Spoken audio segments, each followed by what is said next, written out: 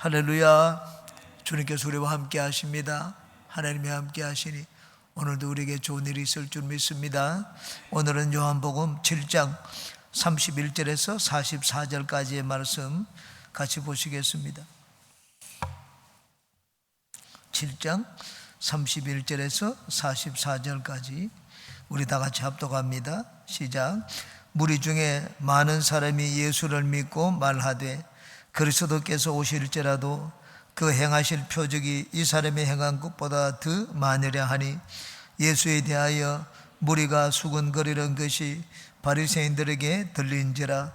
대제사장들과 바리새인들이 그를 잡으려고 아랫 사람들을 보내니 예수께서 이르시되 내가 너희와 함께 조금 더 있다가 나를 보내신 이에게로 돌아가겠노라. 너희가 나를 찾아도 만나지 못할 터이요 나 있는 곳에 오지도 못하리라 하시니 이에 유대인들이 서로 묻되 이 사람이 어디로 가기에 우리가 그를 만나지 못하리요? 헬라인 중에 흩어져 사는 자들에게로 가서 헬라인을 가르칠 터인가? 나를 찾아도 만나지 못할 터이요 나 있는 곳에 오지도 못하리라 한 이 말이 무슨 말이냐 하니라. 명절 끝날 곧 큰 날에 예수께서 서서 외쳐 이르시되 누구든지 목마르거든 내게로 와서 마시라. 나를 믿는 자는 성경의 이름과 같이 그 배에서 생수의 강이 흘러 나오리라 하시니 이는 그를 믿는 자들이 받을 성령을 가리켜 말씀하신 것이라. 예수께서 아직 영광을 받지 아니하셨으므로 성령이 아직 그들에게 계시지 아니하시더라. 이 말씀을 들은 무리 중에서 어떤 사람은 이 사람이 참으로 그 선지자라 하며 어떤 사람은 그리스도라 하며 어떤 이들은 그리스도가 어찌 갈릴리에서 나오겠느냐. 성경에 이르기를 그리스도는 다윗의 씨로 또 다윗이 살던 마을 베들레헴에서 나오리라 하지 아니하였느냐 하며 예수로 말미암아 무리 중에서 쟁론이 되니 그 중에는 그를 잡고자 하는 자들도 있으나 손을 대는 자가 없었더라. 아멘.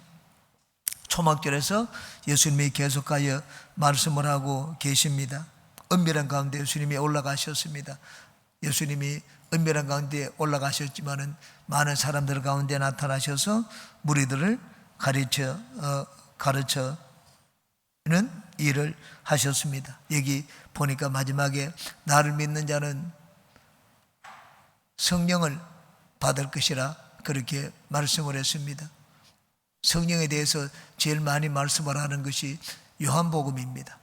왜냐하면 공관복음은 역사적인 될 수 있는 대로 순서대로 기록을 했습니다. 역사적인 순서대로 기록을 했기 때문에 아직 그들에게 성령이 오시지 않았습니다. 그래서 성령에 대해서 자세히 기록하지를 않았습니다.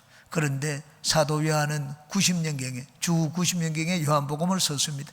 그래서 성령을 받고 난 다음에 이들이 이제 온 세계에 이제 하나님의 성령을 충만하게 보내주셨습니다. 그 성령의 시대에 성령으로 충만한 그 삶을 사는 가운데 요한복음 예수님의 지난 삶을 돌아보았습니다. 그래서 예수님의 공생의 사역을 기록을 했습니다. 성령이 누구신지 알고 성령으로 눈이 떠지고 성령으로 충만한 그때 이 복음서를 썼습니다. 그래서 복음서를 썼지만은 이전에 공관복음서에서는 성령에 대해서 그렇게 큰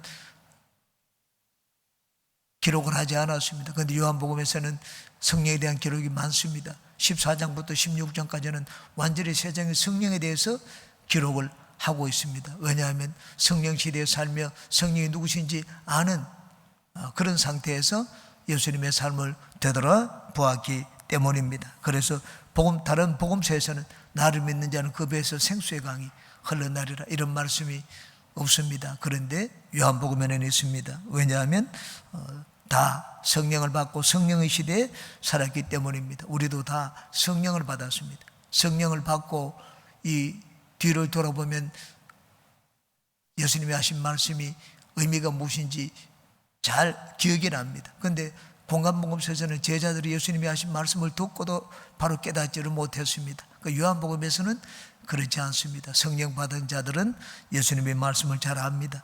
그런 배경에서 사도 요한이 요한복음을 사용을 했습니다. 이제 예수님이 무리들 가운데 나타나셔서 당신이 죽으실 것을 말씀을 하셨습니다.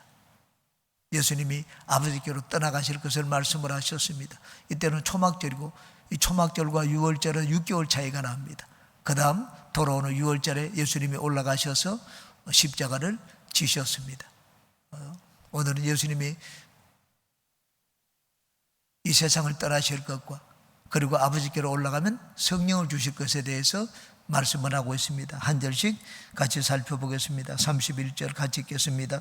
무리 중에 많은 사람이 예수를 믿고 말하되 그리스도께서 오실지라도 그 행하실 표적이 이 사람이 행한 것보다 더 많으랴 하니, 많은 사람이 예수님을 믿었다고 말씀을 했습니다. 예수님을 대적한 자는 얼마나 되었습니까? 예수님을 대적하는 자는 소수였습니다.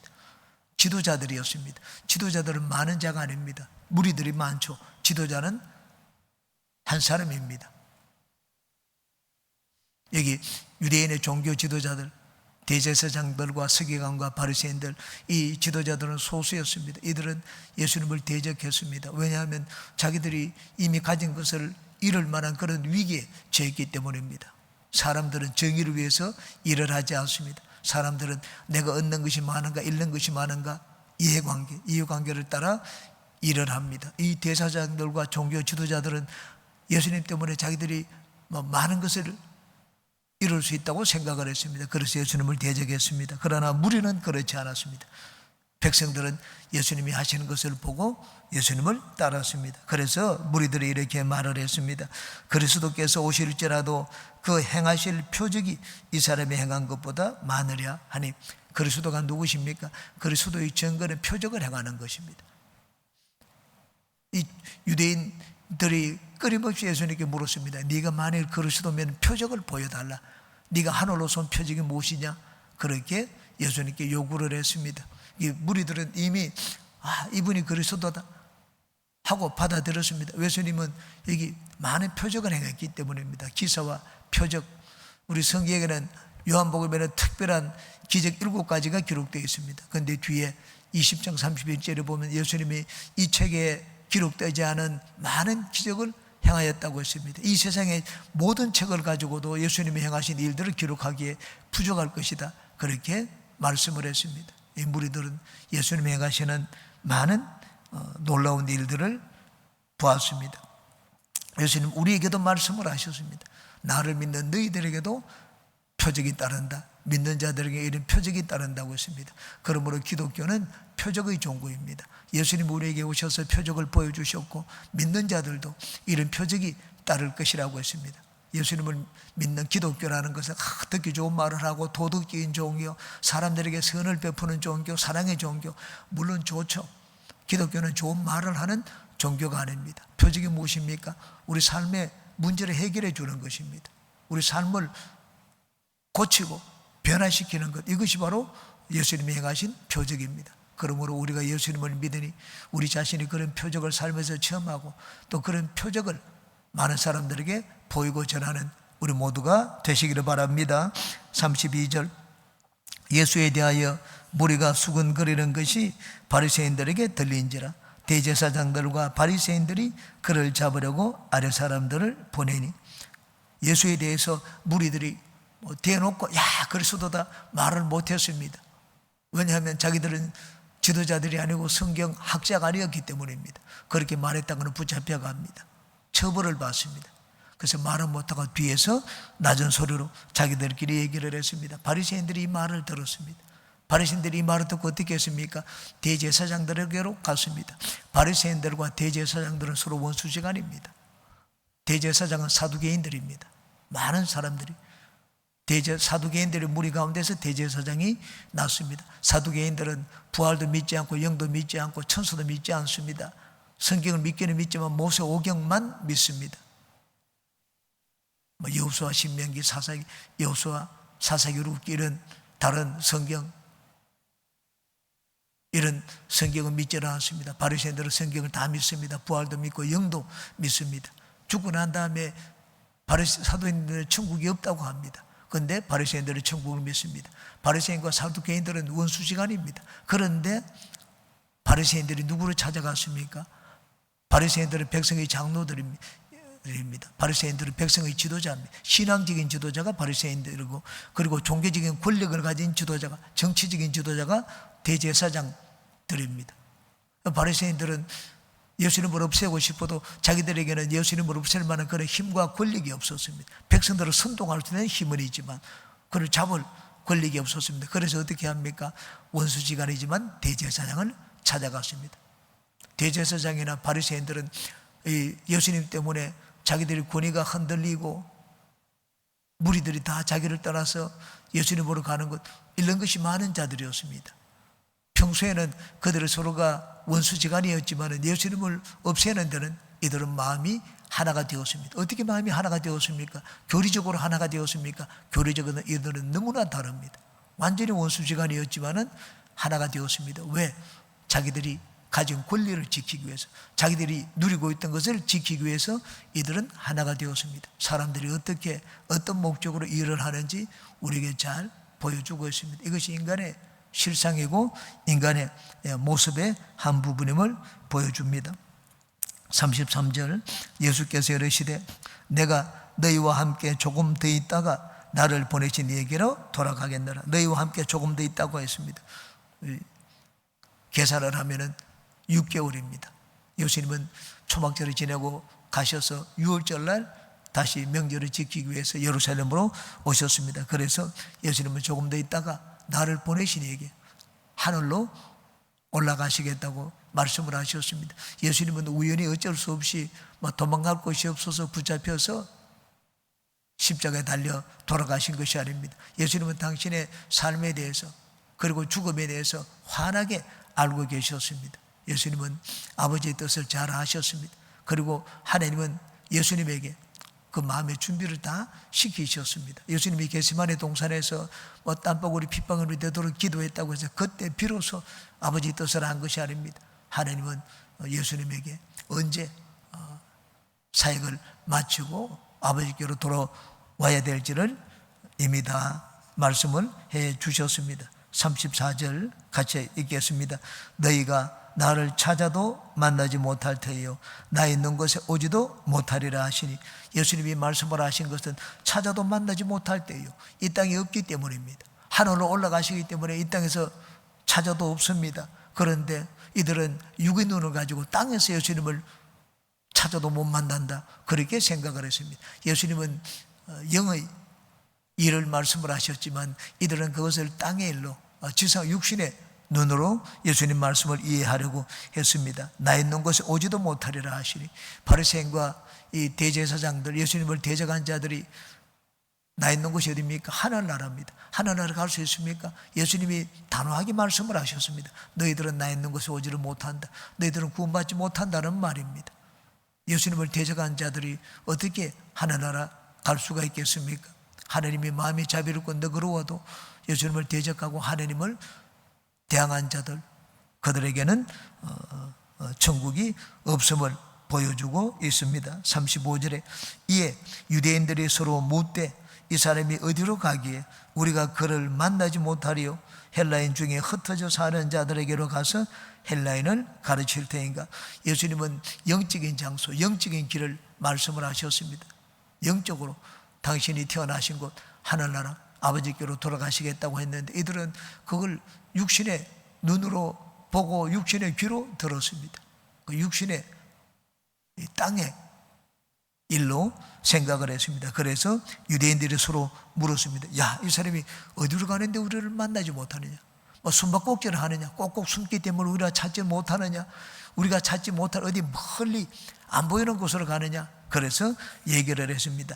헬라인 중에 흩어져 사는 자들에게로 가서. 헬라인 중에 흩어져 사는 자들이 누굽니까? 흔히 말해서 디아스포라라고 합니다. 흩어진 유대인들입니다. 예루살렘에 있는 유대인을 히브리파 유대인이라고 합니다. 그리고 이들은 바벨론에 의하여 나라가 망하고 난 다음에 온 세계로 흩어졌습니다. 그들을 붙잡아가지고 종으로 팔았습니다. 그리고 그 전에 북쪽 이스라엘은 아수르에게 망했을 때 아수르는 혼혈 정책을 썼습니다.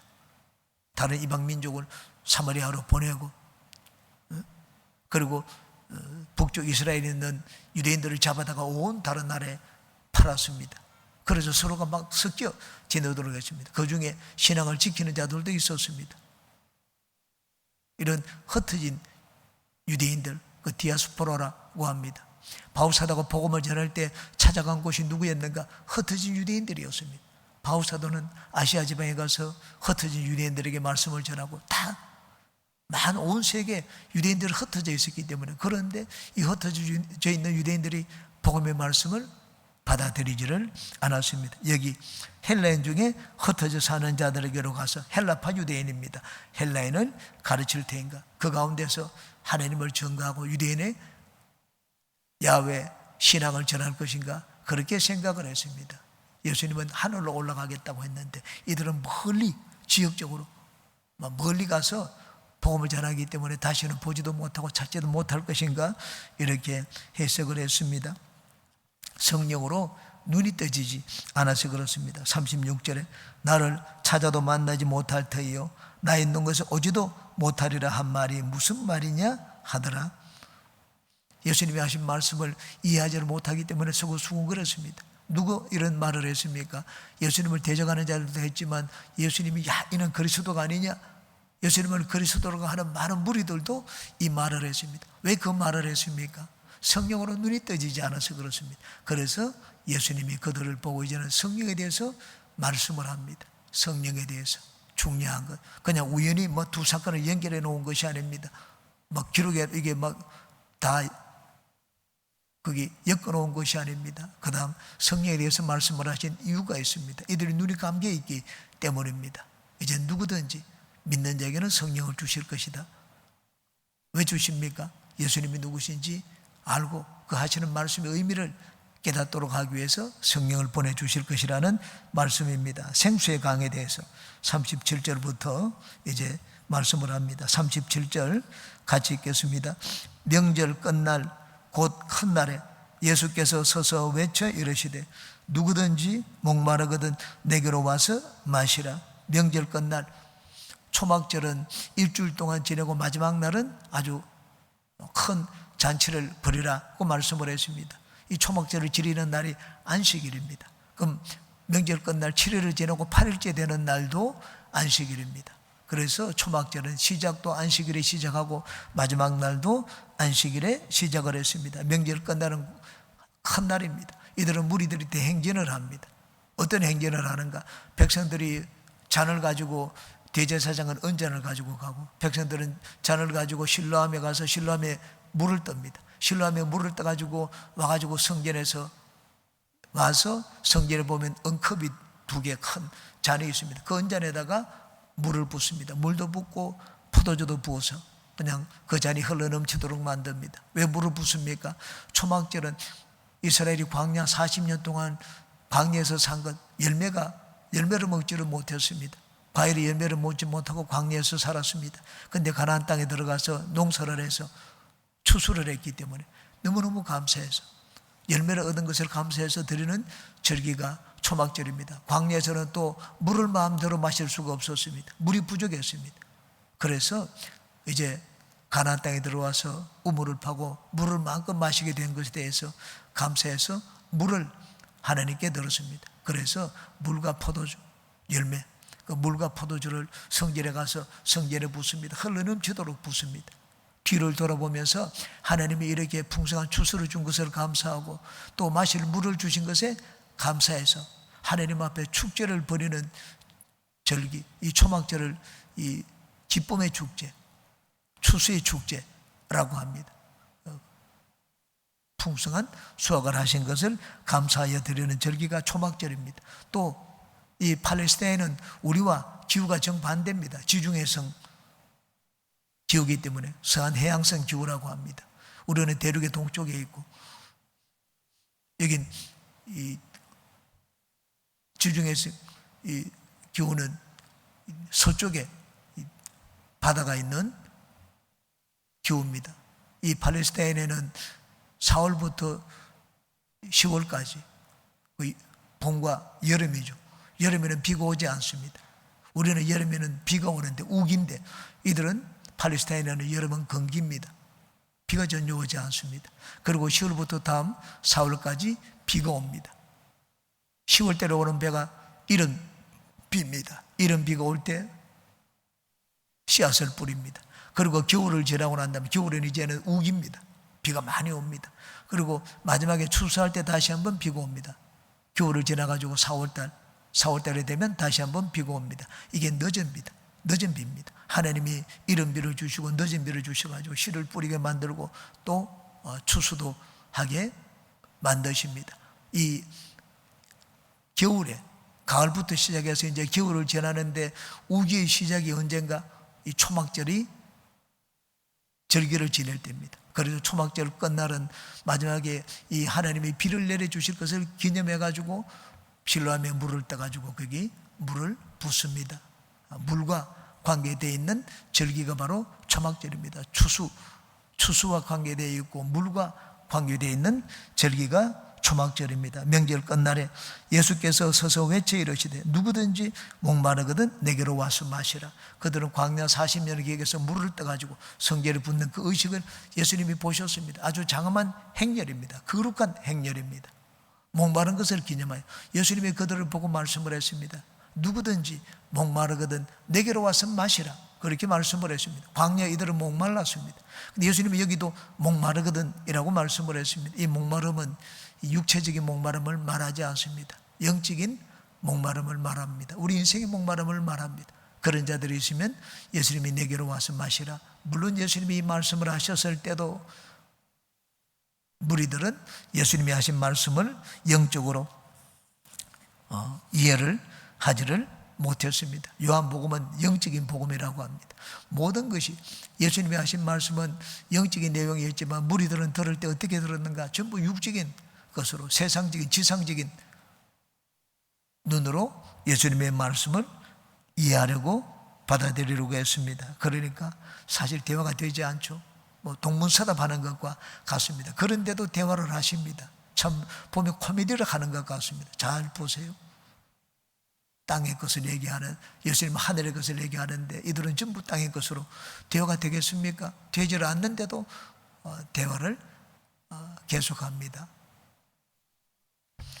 38절에 나를 믿는 자는 성경의 이름과 같이 그 배에서 생수의 강이 흘러나오리라 하시니, 구약 성경에 예수님을 믿으면 그 배에서 생수의 강이 흘러나온다, 이 정확한 구절, 딱 이 구절이 적혀있는 곳은 없습니다. 그렇지만 누구든지 목마른 자는 나에게 와서 포도주와 저절 사라, 그렇게 말씀을 했습니다. 목마른 자는 주님께 나아가면 주님께서 우리에게 해가를 주실 것이다, 목마름을 해소시켜 주실 것이라는 말씀은 이사야서에 나오고 성경에 여러 군데 나오고 있습니다. 예수님이 물을 주시겠다고 했는데 이들은 실로암에 물을 퍼가지고 나르고 있었습니다. 마실 물입니다. 육체적인 물이, 육체를 위한 물입니다. 그런데 예수님은 영혼을 위한 물을 말씀을 하셨습니다. 예수님을 믿으면 그 배에서 생수의 강이 흘러나오리라 그 말씀을 했습니다. 저는 이 말씀을 생생하게 체험을 한 적이 있습니다. 평신도 때 교회학교에서 봉사를 했습니다. 중동부 교사로 봉사를 하는데, 당시는 여의도에서 중동부 교사가 1년에 한 차례 여름 수련회를 합니다. 학생들이 여름 수련회를 하면 교사들이 다 가서 이젠 학생들을 섬깁니다. 그 전체 인원이 3,000명입니다. 3,000명의 학생들이 가서 기도원에서 수련회를 합니다. 사흘 동안 2박 3일 금식을 합니다. 사흘 금식을 하는데 저는 교사들은 금식을 하면 안 되고 또 하지를 않습니다. 저는 매번 겨울 방학, 여름 방학 때 항상 사흘 동안 기도원에 가서 금식을 했는데, 그때는 막 바쁜 일도 있고 해서 꾀가 났습니다. 꾀가 나가지고 그래, 이 아이들을 생길 때 나도 같이 금식하면 기도원에 2번 올라오지 않아도 되지 않느냐. 그래서 2번 올라오지 않기 위해 가지고 봉사를 하면서 다시 금식을 해야 되겠다, 그렇게 생각을 했습니다. 그런데 하루 딱 금식을 하는데 견딜 수가 없었습니다. 당시 저는 관리부장을 했는데 3,000개 도시락이 오면은 이 도시락을 또 아이들에게 나누어 주고 그런 일들을, 육체적인 노동을 했는데 금식을 하면서 그렇게 하니까 견디지를 못했습니다. 그래서 이틀째 되는 날 완전히 이게 탈진해가지고 쓰러지기 직전이었습니다. 그래서 기도굴에 갔습니다. 다 그날 일정을 마치고 기도굴에 들어가서 한 10시쯤 되어서 기도굴에 들어가서 기도했으면 하나님 죽겠습니다.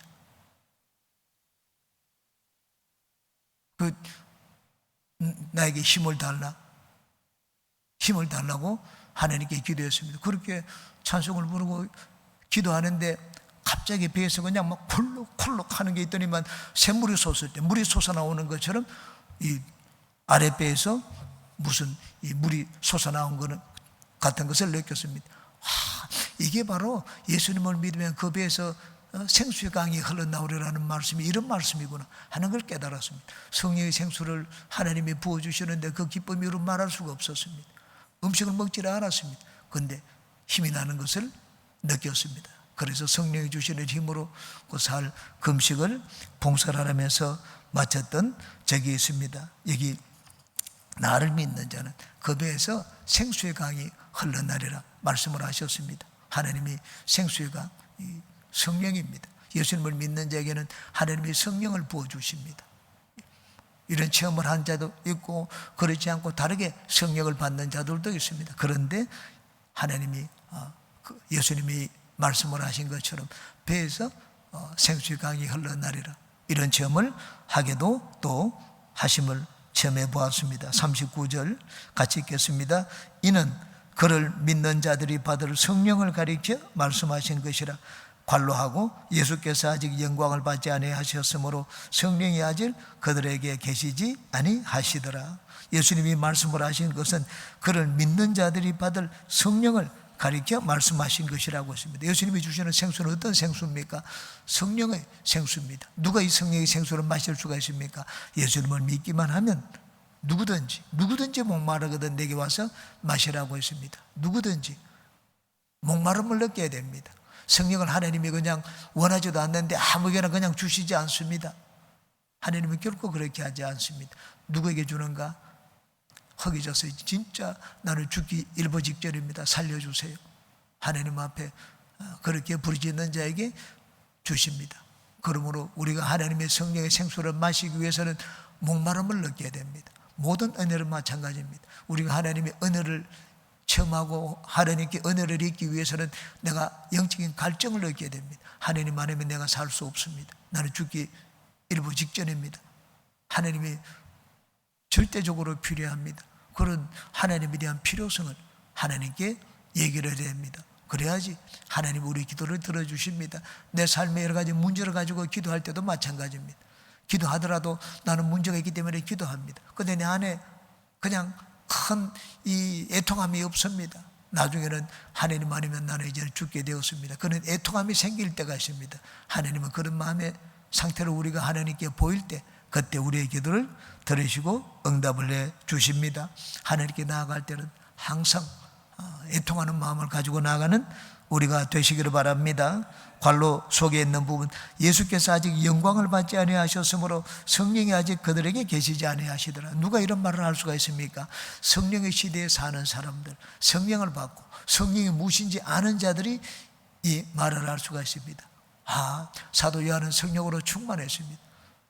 성령이 흘러 넘치는 시대에 살고 있었습니다. 그래서 성령의 시대에 살면서 뒤를 돌아보니까 예수님의 이 말씀은 바로 그 말씀이었구나. 그래서 관로하고 이 말씀을 적어 놓았습니다. 예수께서 아직 영광을 받지 아니하셨으므로, 이 영광은 무엇입니까? 십자가에 죽으시고 그리고 부활 성천하시는 것입니다. 십자가에 죽으심과 성천하는 것, 예수님이 하늘 보좌 오르시면 성령을 아버지께 받아서 우리에게 보내주시겠다고 하셨습니다. 십자가에 죽으시면 하늘의 영광에 오르는 과정입니다. 영광은 하늘나라 오르는 것, 그것만 말하지 않습니다. 예수님이 십자가 달려 돌아가시는 것, 이게 높이 들리는 것입니다. 영광을 받는 것, 십자가에 달려있는 것을 높이 들리는 것이라고 했습니다. 십자가의 죽음은 하나님의 영광에 이르는 과정입니다. 하늘 보좌에 오르셔서 이제 성령을 보내주신 것이라고 요한이 거기 덧붙이고 있습니다. 40절 같이 읽습니다. 이 말씀을 들은 무리 중에서 어떤 사람은 이 사람이 참으로 그 선지자라 하며, 많은 선지자들이 있었습니다. 그런데 그 선지자란 말은 성경에 하나님이 보내시겠다고 유일한 선지자를 말합니다. 신명기 18장 15절입니다. 모세가 가나안 땅에서 이제는 떠나면서 백성들에게 얘기했습니다. 나는 이제 떠난다. 그렇지만 너희들은 내가 하는 말에 귀를 기울여라. 이 40년 동안 너희들이 광야에서 생활하면서 얼마나 하나님을 많이 거역하고 내 말을 듣지 않았느냐, 내 말을 불신하고 나에게 대들었느냐. 그렇지만 하나님이 나와 같은 선지자 하나를 둘 텐데 그 선지자가 나타날 때는 그렇게 하면 안 된다. 그때는 두 번 기회가 없다고 했습니다. 너희들이 전부 그냥 죽는 것밖에 없다고 했습니다. 내 말을 안 들은 자는 다시 두 번 기회가 있지만 그 선지자가 올 때 그 말을 듣지 않는 자는 기회가 없다. 신명기 18장 15절에 그 선지자, 하나님이 보내실 최후의 선지자입니다. 구원의 선지자입니다. 곧 예수 그리스도를 말합니다. 그래서 예수님이 오실 때 유대인들은 예수님께 물었습니다. 네가 오려라 한 그 선지자냐? 또 다른 곳에서는 하나님이 우리를 구원하실 때 메시아 그리스도를 보내주시겠다고 말씀을 했습니다. 그래서 다른 사람들은 이렇게 얘기했습니다. 41절에 어떤 사람은 그리스도라 하며, 어떤 이들은 그리스도가 어찌 갈릴리에서 나오겠느냐. 두 번째 예수님에 대해서 네가 그 선지자, 이 사람은 그 선지자라고 말한 자도 있고 그리스도다고 말한 자들이 있었습니다. 여러분, 그 선지자와 그리스도는 결코 다른 자가 아닙니다. 같은 자입니다. 그런데 이들은 같은 자인 줄 몰랐습니다. 그 선지자와 그리스도 다른 존재인 줄 알았습니다. 예수님은 이 땅에 오셨지만 세 가지 직분을 가지셨습니다. 하나는 왕으로서의 직분을 가지시고, 선지자로서의 직분을 가지시고, 대제사장의 직분을 가지셨습니다. 예수님은 그리스도 기름분 하나님의 종으로 우리에게 오시기도 하셨고, 왕으로 오시기도 하셨고, 그리고 하나님 말씀을 전하는 선지자로 오시기도 했습니다. 어떤 이들은 그리스도가 어찌 갈릴리에서 나오겠느냐. 갈릴리는 비천한 도시입니다. 스불론과 납달리 그리고 각 아셀 지파, 이 12지파 중에서도 제일 이 종에게서 난 자들, 그리고 이름 없는 아들, 그런 자들이 땅을 분배받았는데 제일 예루살렘에서 먼 데 있는 땅을 분배를 받았습니다.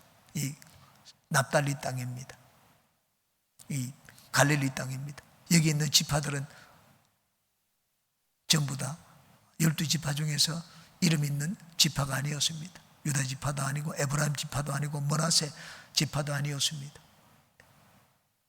이름 없는 지파들이 있는 곳이었습니다. 어찌 구원자가 나는데 그 갈릴리에서 이름도 없는 비천한 곳에서 나겠는가. 그런 지파들이 사는 곳에서는 선지자가 나지 않는다. 그렇게 말씀을 했습니다. 42절에 성경에 이르기를 그리스도는 다윗의 씨로 또 다윗이 살던 마을 베들레헴에서 나오리라 하지 아니하였느냐 하며, 유다 지파입니다. 나오더라도 구원자가 유다 지파 또는 에브라임 지파, 므낫세 지파, 이런 지파에게서 나오지 그런 지파에서 나오겠는가. 갈릴리 땅에서는 메시아가 나오지 않는다고 얘기를 했습니다. 예수님이 베들레헴에서 나지 않았습니까? 예수님이 자라기는 나사렛 땅에서 자라셨습니다. 그런데 예수님이 태어나신 곳은 베들레헴입니다. 왜 예수님이 나사렛에서 베들레헴에서 자랐지만 나사렛에서 나셨습니까? 하나님의 말씀을 이루기 위해서입니다. 성경에 기록된 예언을. 그리고 또 그렇게 하신 것은 사람들의 눈을 감추기 위해서였습니다. 예수님이 누구신지 모르도록 하시기 위해서입니다. 예수님이 그리스도라는 것은 비밀이었습니다. 분명히 예수님은 베들레헴에서 나셨는데 일반 사람들의 눈에는 그것이 보이지 않았습니다. 나사렛에서 자랐기 때문에 아주 비천한 자로 여겼습니다. 예수님의 제자들은 예수님을 믿고 예수님을 따랐습니다.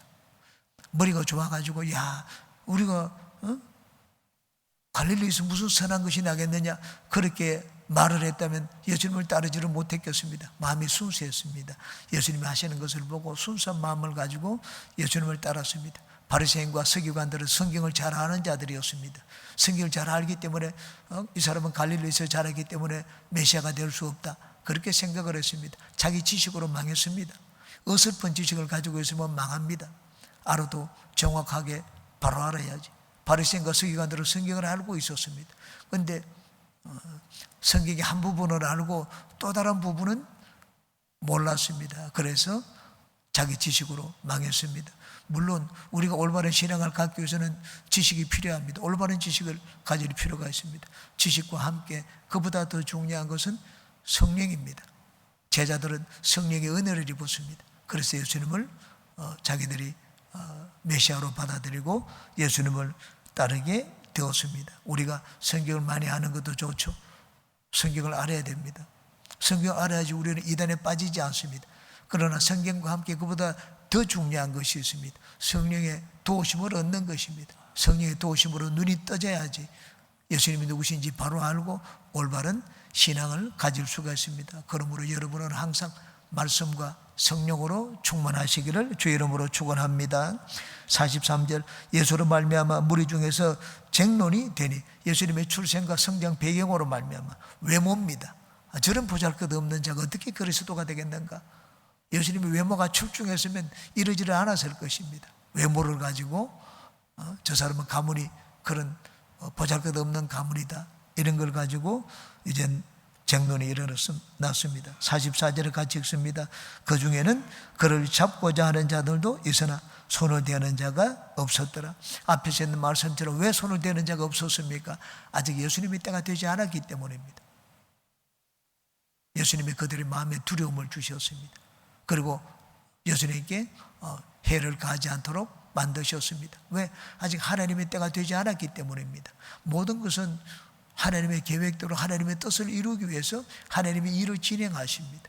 우리가 무슨 일을 하든지 하나님의 뜻을 묻고 하나님의 뜻에 순종하며 살려고 합니다. 왜? 하나님의 뜻에 순종하는 곳에는 하나님의 다스림과 돌보심과 지키심이 있기 때문입니다. 예수님은 하나님의 뜻에 순종하여 일을 하셨습니다.